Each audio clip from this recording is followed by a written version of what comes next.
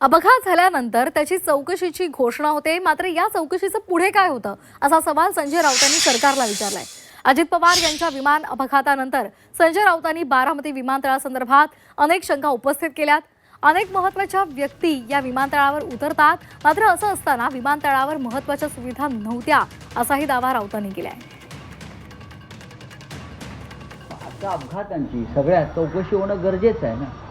आम्ही महाराष्ट्राचा एक महत्त्वाचा माणूस त्यात गमावलेला अजित पवारांचा, त्याची जबाबदारी DGCAला घ्यावी लागेल। अशा प्रकारचे एअर स्ट्रीप किंवा विमानतळं तुम्ही चालू कशी देता?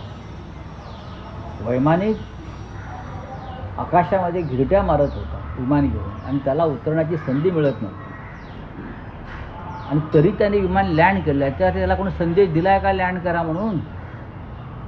व्हिजिबिलिटी नाही म्हणतायत, ATCची यंत्रणा नाही आहे तिकडे। पहा ना जाऊन तुम्ही, ATCची यंत्रणा नाही, रडार व्यवस्था नाही।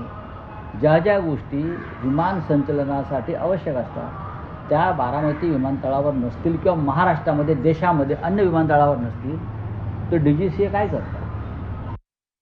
माननीय अजितदादा पवार यांचा अपघात झाल्यानंतर मुख्यमंत्री देवेंद्रजी फडणवीस यांनी केंद्रीय हवाई उड्डाण मंत्री यांना पत्र लिहिलं। त्या पत्राचं उत्तर देखील आले। या सगळ्या प्रकरणाची चौकशीची मागणी स्वतः देवेंद्रजींनी केली।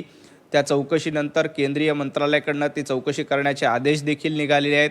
एवढंच काय तर CIDची चौकशी देखील करण्यात आली आहे। संजय राऊत, तुम्हाला नेमकं म्हणायचं काय?